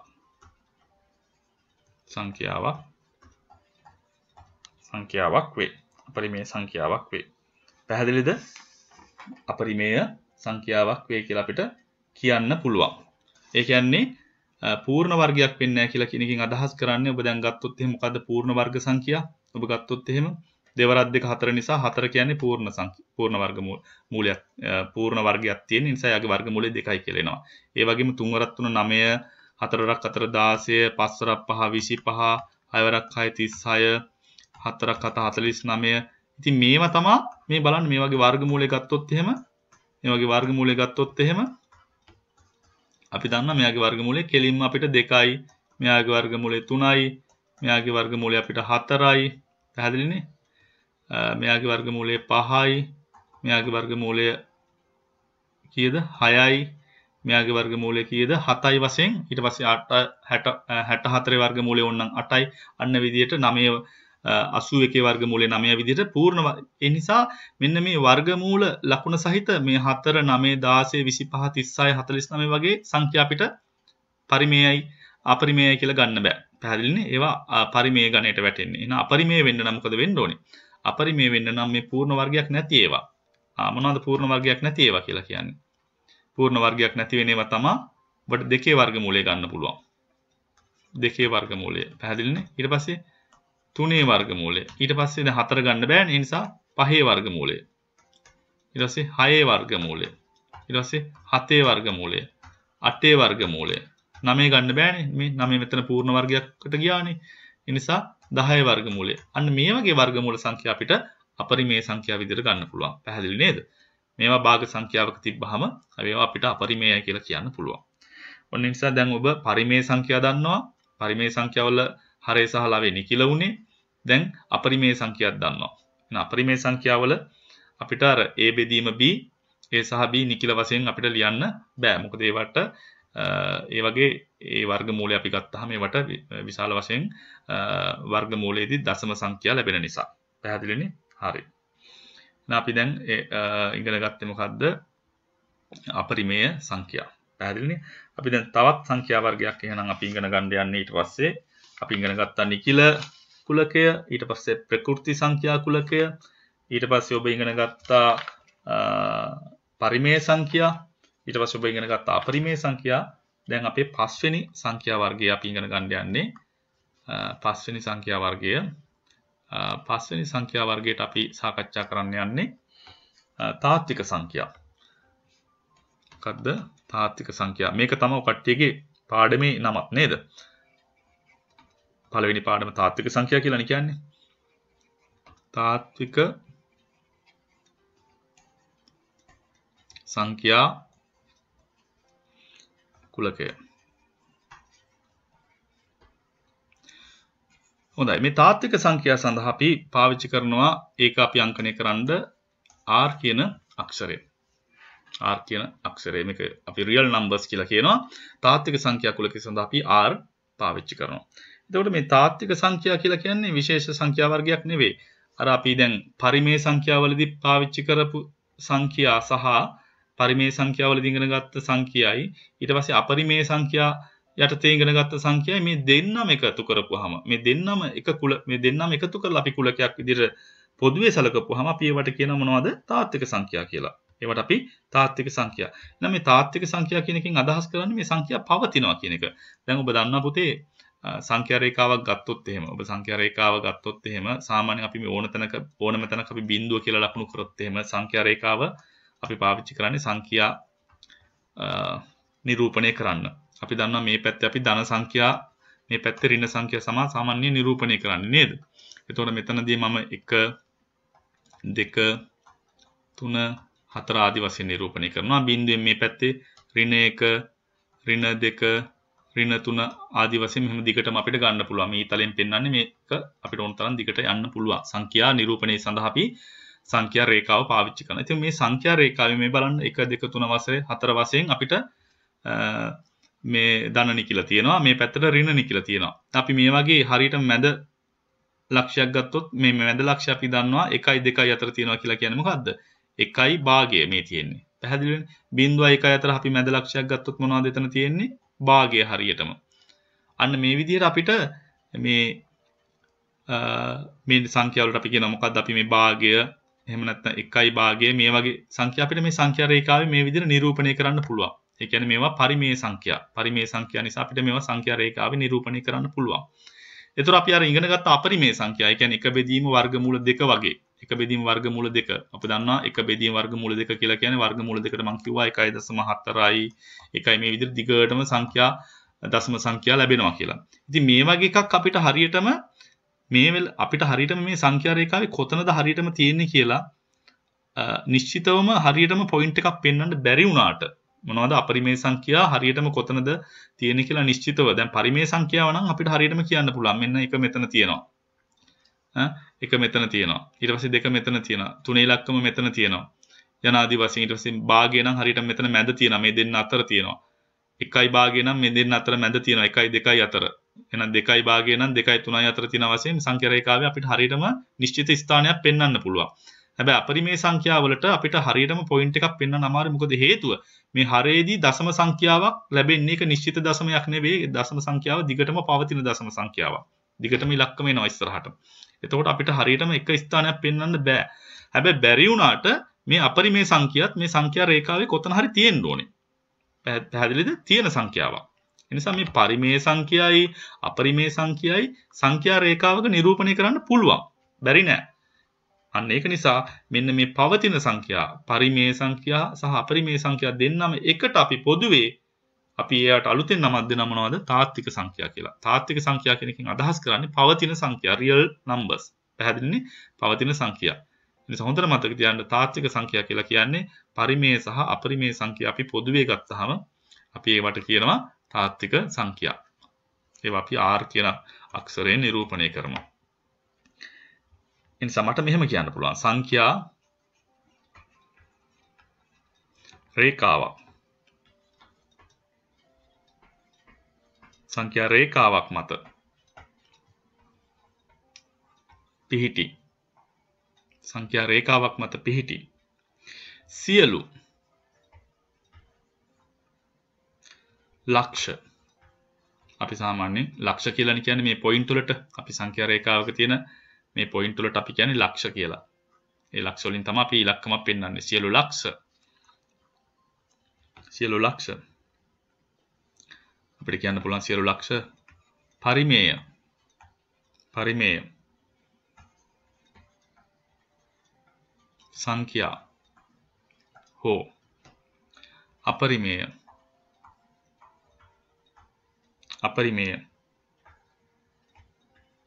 සංඛ්‍යා පැහැදිලිනේ අකුරු නේද? අපරිමේය සංඛ්‍යා ලෙස නිරූපණය කළ හැක. නිරූපණය කළ හැක. මොකද්ද මං කිව්වේ? සංඛ්‍යා රේඛාවක් මත පිහිටි සියලු ලක්ෂ කියලා කියන්නේ අර අපි ඉලක්කම් පෙන්වන්න පාවිච්චි කරන පොඩි ඩොට් වගේ තියලා තියෙන ලක්ෂ පරිමේය සංඛ්‍යා හෝ අපරිමේය සංඛ්‍යා ලෙස නිරූපණය කළ හැක. අපිට ඒවා පරිමේය සංඛ්‍යා කියලා කියන්න පුළුවන්. මේ අපි 1 2 3 වශයෙන් සහ මේ භාග 1/2 වශයෙන් තියෙන ඒවා පරිමේය සංඛ්‍යා. ඒ වගේම අපරිමේය සංඛ්‍යා ලෙසත් අපිට නිරූපණය කරන්න පුළුවන්. අපි 1 බෙදීම වර්ගමූල 2, 1 බෙදීම වර්ගමූල 3 වගේ ඒවා ටිකක් අපහසු නිරූපණය කරන්න. මොකද නිශ්චිත ස්ථානයක් අමාරුයි කියන්න. මොකද ඒ වගේ අර හරයට ලැබෙන විශාල වශයෙන් හරයට ලැබෙන ඒ දශම සංඛ්‍යාව දිගටම පවතින නිසා හරිම සියුම් උත්තරයක් එන්නේ. ඒ නිසා හරියටම අපිට නිරූපණය කරන්න නිශ්චිතවම ටිකක් අපහසු වුණාට ඒවත් මේ සංඛ්‍යා රේඛාවේ තියෙනවා. ඒක නිසා පරිමේය සංඛ්‍යා හෝ අපරිමේය සංඛ්‍යා අපිට නිරූපණය කරන්න පුළුවන් සංඛ්‍යා රේඛාවක. නිරූපණය කරන්න පුළුවන්. ඒ නිසා මේ පරිමේය සහ අපරිමේය සංඛ්‍යා සියල්ලම අපි සංඛ්‍යා රේඛාවක තියෙන නිසා අපි ඒවට පොදුවේ අපි කියනවා මොනවද? තාත්වික සංඛ්‍යා කියලා. පැහැදිලිනේ? තාත්වික සංඛ්‍යා නිසා අපි ඒකත් ලියමු. ඒතර ඔබට පුළුවන් ඔබට පහසුවෙන් ඒක තේරුම් ගන්න. මම නිසා ලියනවා. එම නිසා මම කියන්න පුළුවන් පරිමේය අපරිමේය සංඛ්‍යා පරිමේය අපරිමේය සංඛ්‍යා සියල්ලම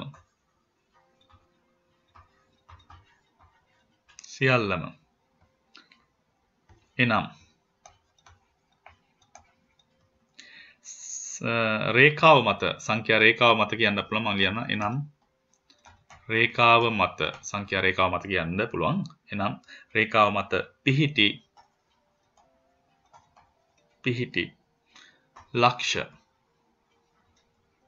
ලක්ෂ කියලා කියන්නේ ඇත්තම සංඛ්‍යා කියන එක. සංඛ්‍යා ඒ ලක්ෂ මගින් නිරූපණය කරන්නේ සංඛ්‍යානේ. ලක්ෂ මගින් නිරූපණය කරන්නේ සංඛ්‍යානේ. ඒ නිසා අපිට කියන්න පුළුවන් ලක්ෂ එහෙම නැත්නම් සංඛ්‍යා සියල්ලම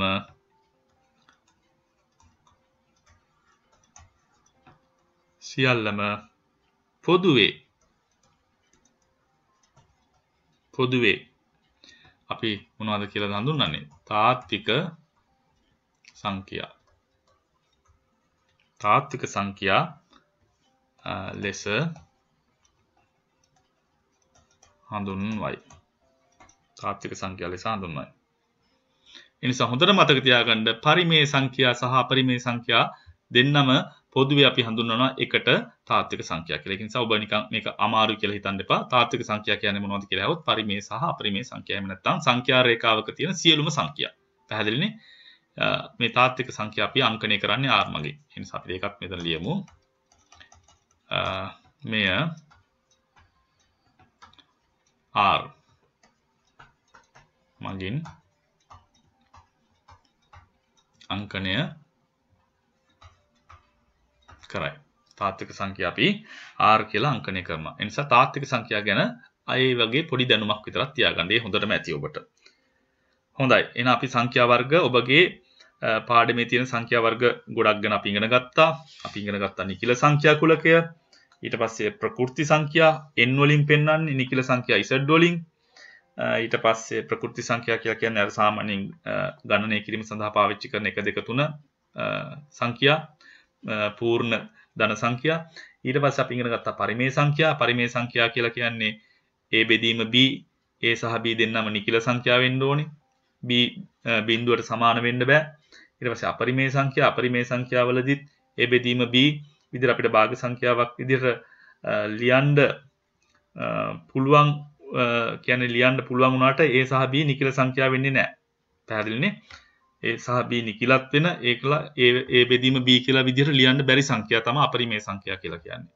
කියන්නේ එක බෙදීම වර්ගමූල 2 එක බෙදීම වර්ගමූල 3. ඒතර අපරිමේය සංඛ්‍යා අඳුර ගන්න ලේසියෙන්ම පුළුවන් වර්ගමූල ලකුණක් එනවා.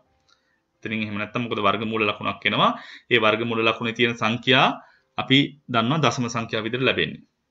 ඒ දැනුම පොඩ්ඩක් තියාගන්න. අපරිමේය සංඛ්‍යා අපි සාකච්ඡා කරා. අවසාන වශයෙන් තාත්වික සංඛ්‍යා අපි සාකච්ඡා කරා. පැහැදිලි නේද? හොඳයි අපි එහෙනම් ඔබගේ පාඩමේ තියෙන තවත් කොටසකට යමු. අපි දැන් සංඛ්‍යා වර්ග පිළිබඳව දැනුම ලබා ගත්ත නිසා මම මෙතනදී සාකච්ඡා කරන්න සූදානම් වූ කට්ටියත් එක්ක ඊළඟ කොටස අපි බලමු දැන් කොහොමද සංඛ්‍යා සංඛ්‍යාවක දශම නිරූපණය කරන්න කියලා. මේක ඉතාමත්ම වැදගත්. මොකද අපි දැන් තාත්වික සංඛ්‍යා කතා කරා. අපි දැන් කතා කරන්න යන්නේ සංඛ්‍යාවක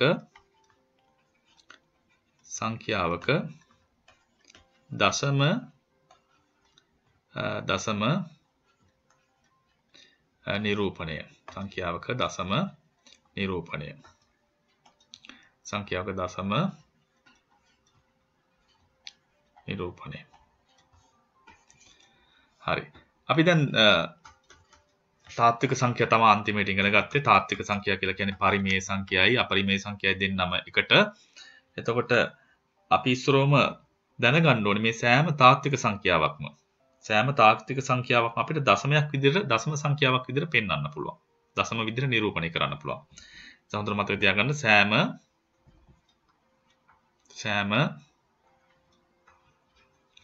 තාත්වික සංඛ්‍යාවක්ම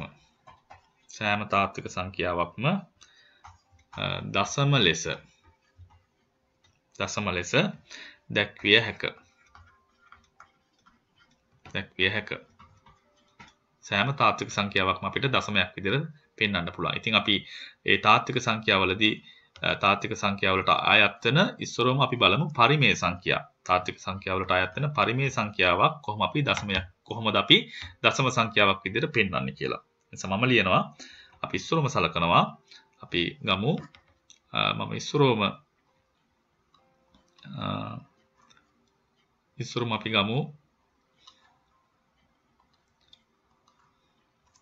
අපි ගන්නවා තාත්වික සංඛ්‍යාවල තියෙන පරිමේය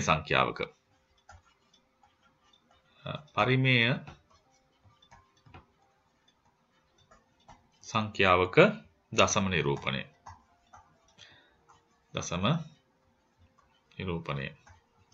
පරිමේය සංඛ්‍යාවක දශම නිරූපණය. අපි ඉස්සරම ඉගෙන ගමු කොහොමද පරිමේය සංඛ්‍යාවක් දශම සංඛ්‍යාවක් විදිහට අපි නිරූපණය කරන්නේ. ඔබ දන්නවා පරිමේය සංඛ්‍යා කියලා කියන්නේ A බෙදීම B විදිහට පෙන්වන්න පුළුවන් A සහ B සඳහා නිකිලා තියෙන සංඛ්‍යා. උදාහරණයක් ගමු. මම ගන්නවා 4. 4 කියලා කියන්නේ පරිමේය සංඛ්‍යාවක්ද? ඔව්. ඇයි? අපිට 4 බෙදීම 1 කියලා ඕනනම් ලියන්න පුළුවන්. එතකොට මේ බලන්න ලවයට තියෙන්නේ මොකද්ද? නිකිල සංඛ්‍යාවක්. හරයට තියෙන්නේත් නිකිල සංඛ්‍යාවක්. ඒ නිසා මේක පරිමේය සංඛ්‍යාවක්. A බෙදීම B විදිහට පෙන්වන්න පුළුවන්. ඉතින් මේකේ උත්තරේ මොකද්ද? 4යි. කො මේකේ දශම නැහැනේ. නෑ මේක පුළුවන් අපිට දශම සංඛ්‍යාවක් විදිහට පෙන්වන්න කොහොමද? දශම තිත තියලා ඔබට පුළුවන් කැමැති බිංදු ගානක් ඕනනම් පිටිපස්සට දාන්න.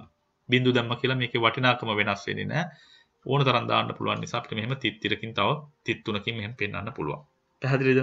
තව උදාහරණයක් ගමු. මම මේක උදාහරණ අංක 1 කියලා ගන්නවා. ඔන්න දැන් අපි රෝම සංඛ්‍යා පාවිච්චි කරනවා අංකණය කරන්න. උදාහරණ අංක 2 විදිහට මම ගන්නම් තව සංඛ්‍යාවක්. පරිමේය සංඛ්‍යාවක් මොකද්ද? 1 බෙදීම 2 භාග සංඛ්‍යාවක්. හරිනේ මේක පරිමේයයි. ලවේ සහ හරයට දෙන්නටම නිකිල සංඛ්‍යා තියෙන්නේ. දැන් මේක මොකද්ද උත්තරේ? 1 2 බෙදුවාම අපිට දශම සංඛ්‍යාවක් විතර 0.5 කියලා ලැබෙනවා. පැහැදිලිද? 0.5 කියලා යගේ අගේ ලැබෙනවා. ඉතින් ඒක එතනින් නතර වෙනවද? ඇත්තටම එතනින් නතර වෙනවා කියලා කියන්න පුළුවන්. නැත්නම් අපිට මෙහෙම පෙන්වන්න පුළුවන්. 0.5 කියලා අපි ලිව්වට මේ පිටිපස්සේ මොනවද තියෙන්නේ? බිංදු තියෙනවා. ඔබ බෙදලා බැලුවොත් එහෙනම් පිටිපස්සේ මේකේ බිංදු තියෙන අපි සාමාන්‍ය බිංදු ලියන්නේ නැහැ. මොකද ලිව්වා කියලා එකේ වටිනාකම වෙනස් වෙන්නේ නැහැ. 0.5ම තමයි. නමුත් අපිට ඕන නම් බිංදු වලින් මෙහෙම පෙන්වන්න පුළුවන්. නිසා දැන් ඔබට මේක දැනගන්න ඕන නිසා මම විදිහට බිංදු වලින් පෙන්වනවා. හරි. තවත් උදාහරණයක් ගමු අපි. උදාහරණ අංක 3 විදිහට මම මේ වගේ සංඛ්‍යාවක් ගන්නවා. මම ඔබට ගන්නවා 211 බෙදීම 99. මෙතනදී මොකද වෙලා තියෙන්නේ? අපිට එනවා 2 දශම බෙදලා බැලුවොත් එහෙනම් මම උත්තරේ ලියන්නම් 1.3යි 1.3යි 1.3යි 1.3යි වශයෙන් මේක ඉවරයක් වෙන්නේ නැහැ 1.3යි 1.3යි කියලා මෙහෙම දිගටම යනවා. පැහැදිලිද? තවත් උදාහරණයක් බලන්නමුකෝ. තව උදාහරණයක් ගන්නවා අංක 4 විදිහට. මම තව උදාහරණයක් ගන්නවා 767 බෙදීම 150. මේකට ඔබ බෙදලා බැලුවොත් උත්තරේ එනවා 5.11 ඊට පස්සේ 3 ඉලක්කම. දිගටම මෙහෙම 3 ඉලක්කම ඉස්සරහට යනවා. පැහැදිලිද? දිගටම මේක ඉවරයක් වෙන්නේ නැතුව දිගටම ඉස්සරහට යනවා. දැන් ඔබ අඳුනගත්තට යම්කිසි ලක්ෂණ ටිකක් මේ වගේ. මේ බලන්න. අපි දැන් පරිමේය සංඛ්‍යා ගත්තේ ඒවා දශම විදිහට නිරූපණය කරනකොට මොනවද වෙලා තියෙන්නේ? සමහරක් වෙලාවට මේ විදිහට බිඳුවේ දශම තිතෙන් මෙහා පැත්තේ දශම තිතෙන් මෙහා පැත්තේ දශම තිතෙන් දකුණු අත පැත්තේ දිගටම බිඳුව ලැබිලා තියෙනවා. මේ බලන්න දශම තිතෙන් දකුණු අත පැත්තේ මෙයාගේ මොකද වෙලා තියෙන්නේ? දශම තිත තිබ්බා ඊට පස්සේ 4.0.0.0 කියලා දිගටම යනවා. මෙතන 0.5 ඇවිල්ලා ඊට පස්සේ දිගටම ආයි 0.0 කියලා යනවා. මේ විදිහට දිගටම 0.0 විදිහට තියෙන අවස්ථාවක් අපිට ඇවිල්ලා තියෙනවා. අය ඇවිල්ලා තියෙනවා 2.1.3 වශයෙන් මේ 13 කියන එක 1.3 කියන ඒ සංඛ්‍යා ඛණ්ඩය. ඒ සංඛ්‍යා ඛණ්ඩය මොකද වෙන්නේ? දිගටම රිපීට් වෙලා තියෙනවා කියන්නේ මේක ඉස්සරහට දිගටම සමාවර්ත වෙලා තියෙනවා. පැහැදිලිනේ? 1.3 කියන එක. මෙතන මොකද වෙලා තියෙන්නේ? පැටර්න් එකක් තියෙනවා. මේ 5.1 ඇවිල්ලා ඊට පස්සේ 3 ඉලක්කම දිගටම ගිහිලා තියෙනවා. ඒ නිසා හොඳට මතක තියාගන්න පරිමේය සංඛ්‍යාවක් අපි දශම සංඛ්‍යාවක් විදිහට නිරූපණය කරපුවහම මේ විදිහට සමාවර්ත දශම අපිට ලැබෙනවා. පැහැදිලිද? සමාවර්ත දශම ලැබෙනවා. ඒක පරිමේය සංඛ්‍යාවලට තියෙන පොදු ලක්ෂණයක්. සමාවර්ත දශම ලැබෙනවා. පරිමේය සංඛ්‍යාවක් අපි මෙහෙම දශම සංඛ්‍යාවක් විදිහට හරවපුවාම. ඉතින් මෙන්න මේ බිඳුව වශයෙන් අවසාන ඉලක්කම් ටික බිඳුව වශයෙන් ලැබෙනවට අපි විශේෂ නමක් දෙනවා මොනවද? අන්ත දශම කියලා. මොනවද? අන්ත දශම කියලා අපි ඒවට කියනවා. ඒ වගේම මේ විදිහේ සංඛ්‍යා ඛණ්ඩයක් බිඳුව ලැබෙන්නේ නැතුව මෙහෙම සංඛ්‍යා ඛණ්ඩයක් 13 හරි ඊට පස්සේ 3 ඉලක්කම වශයෙන් මේ විදිහට දිගටම සමාවර්ත වෙන දශම වලට අපි කියනවා මොනවද? සමාවර්ත දශම කියලා. මොනවද? සමාවර්ත දශම කියලා අපි හඳුන්වනවා. හරි අපි මේකට තවත් උදාහරණයක් ගමුකෝ. අංක 5 උදාහරණයක් අපි ගමු. මම ගන්නවා 37 බෙදීම 7.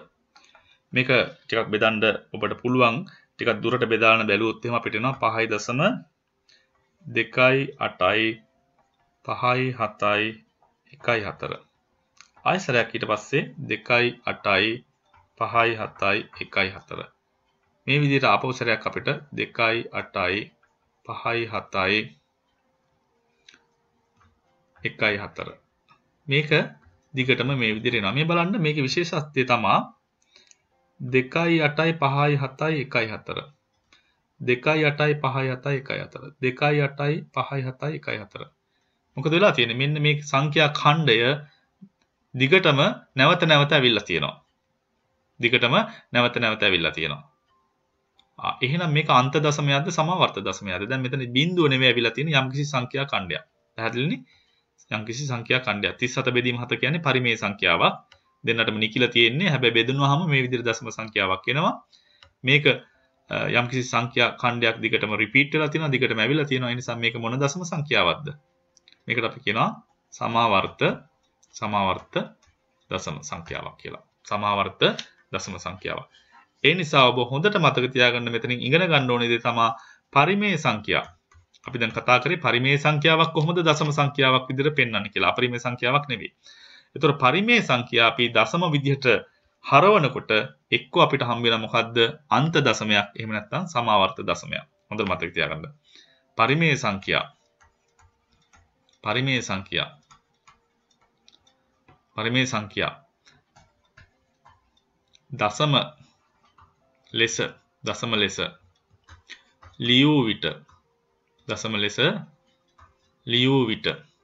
දශම ලෙස ලියූ විට එය මොකද්ද?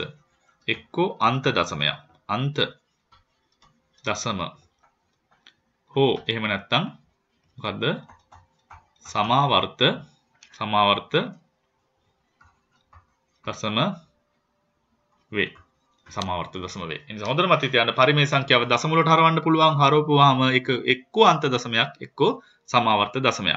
ඉතින් ඔය කට්ටියගේ පෙළ පොතේ තියෙන මේ උදාහරණ වලින් ඔය කට්ටිය පෙන්වන්න පුළුවන්. මේ බලන්න. සමාවර්ත දශමයක් වෙනවා. සෑම පරිමේය සංඛ්‍යාවක්ම අන්ත දශමයක් හෝ සමාවර්ත දශමයක් විදිහට අපිට ලියන්න පුළුවන්. දැන් මේ බලන්න සමාවර්ත දශම වලදී මම කලින් සඳහන් කළා 12.4 වශයෙන් දිගටම එනවා. දැක්කද? ඊට පස්සේ 2.1.3 වශයෙන් එනවා. ඒ කියන්නේ එකම සංඛ්‍යා රටාවක් ඛණ්ඩයක් දිගටම නැවත ලැබෙනවා. ඉතින් අපිට මේක නැවත ගොඩාක් දිගට ලියන්න බැරි නිසා අපි සාමාන්‍යයෙන් ගණිතයේදී මොකද කරන්නේ? මේවා කෙටි කරලා ලියනවා. කැටි කරලා ලියනවා කියනවා. කෙටි කරලා ලියනවා. ඒ කොහොමද කරන්නේ? මේ බලන්න. ඔබට මෙතනදී පැහැදිලි වෙනවා මේ 4යි 4යි 4යි කියන ඉලක්කම නිතරම ලැබෙන නිසා 4යි 4යි කියන ඉලක්කම නිතරම ලැබෙන නිසා අපි කරන්නේ 12.4 කියලා ඉලක්කම ලියලා ඒක උඩින් මේ විදිහට තිතක් තියෙනවා. ඒ කියන්නේ එකකින් අදහස් කරන්නේ 4 කියන ඉලක්කම දිගටම ලැබෙනවා. දැන් මෙතනදී 1යි 3යි 1යි 3යි නිතරම ලැබෙන නිසා මොකද කරන්නේ? 1යි 3 කියලා ලියලා ඒ ඉලක්කම් දෙක උඩින්ම තිතක් තියෙනවා. ඒකකින් අදහස් කරන්නේ 2.1 1යි 3 1යි 3 1යි 3 කියලා දිගටම ලැබෙනවා කියන එක. ඊට පස්සේ මේකේ රිපීට් වෙන්නේ කොහොමද බලන්න 1යි 1යි ලැබිලා ඊට පස්සේ 3 ඉලක්කම තමයි දිගටම රිපීට් වෙන්නේ. ඒ නිසා අර 5.1 කියලා ලියලා අර රිපීට් වෙන අන්තිම ඉලක්කම හම්බ වෙන පළවෙනි ඉලක්කම 3නේ. ඒ 3 දක්වාම ලියලා රිපීට් වෙන ඉලක්කම 3 නිසා යාට උඩින් විතරක් අපි තිත තියෙනවා. මෙතනදී මේ බලන්න 2යි 8යි 5යි 7යි 1 4 මෙතෙන් යනකම රිපීට් වෙනවා. ඊට පස්සේ 2යි 8යි 5යි 7යි 1යි 4. ඒ නිසා අපි මොකද කරන්නේ? 2යි 8යි 5යි 7යි 1යි 4 ඒ කියන්නේ ඒ සංඛ්‍යා ඛණ්ඩය ලියලා එයාගේ පළවෙනි ඉලක්කමට සහ අවසාන ඉලක්කමට තිත තියලා පෙන්눔 කරනවා මෙන්න මේ සංඛ්‍යා ඛණ්ඩයම නැවත නැවත රිපීට් වෙනවා. නැවත නැවත ලැබෙනවා කියලා. පැහැදිලිනේ? හරි එහෙනම් අපි ඒ සාකච්ඡා කරේ මොකද්ද? සංඛ්‍යාවක දශම නිරූපණය. හැබැයි එතනදි සාකච්ඡා කරේ අපි පරිමේය සංඛ්‍යාවක දශම නිරූපණය. පැහැදිලිනේ? තාත්වික සංඛ්‍යා යටතේ පරිමේය සංඛ්‍යාවක දශම නිරූපණය. ඒ නිසා ඔබගේ අංක 1 අභ්‍යාසය උත්සාහ කරලා තියාගන්න. ඊට පස්සේ අපි සාකච්ඡා කරනවා අපරිමේය සංඛ්‍යාවක කොහොමද දශම නිරූපණය කරන්න කියලා. පැහැදිලිනේ? අපරිමේය සංඛ්‍යාවක දශම නිරූපණය කරන්නේ කොහොමද කියලා අපි සාකච්ඡා කරමු. ඒ නිසා දුවේ පුතේ අපි මේ පාඩමේ පටන් ගත්ත ඔබගේ තාත්වික සංඛ්‍යා පළවෙනි කොටස ඔබගේ 11 වෙනි ශ්‍රේණියේ විෂය නිර්දේශයේ අපි අවසානයේදී සාකච්ඡා කරා තාත්වික සංඛ්‍යා ගැන. තාත්වික සංඛ්‍යා කියලා කියන්නේ පරිමේය සංඛ්‍යා සහ අපරිමේය සංඛ්‍යා කියන කුලක දෙකටම අපි පොදුවේ කියනවා තාත්වික සංඛ්‍යා කියලා. ඒ කියන්නේ මේවා පවතින සංඛ්‍යා. මේවා අපිට සංඛ්‍යා රේඛාවක නිරූපණය කරන්න පුළුවන්. ඒකදී අපි අවසානයේදී සාකච්ඡා කරා පරිමේය සංඛ්‍යාවක් කොහොමද දශම සංඛ්‍යාවක් නිරූපණය කරන්න කියලා. ඒක හැම නිරූපණය කරපුවාම එක්කෝ එක අන්ත දශමයක් වෙනවා නැත්නම් සමාවර්ත දශමයක් වෙනවා. නිසා ඔබගේ අභ්‍යාසය උත්සාහ කරලා තියාගන්න අපි ඊළඟ ඔබගේ දෙවැනි කොටසේදී හමු වෙමු. ඔබට සුබ දවසක්. ආයුබෝවන්.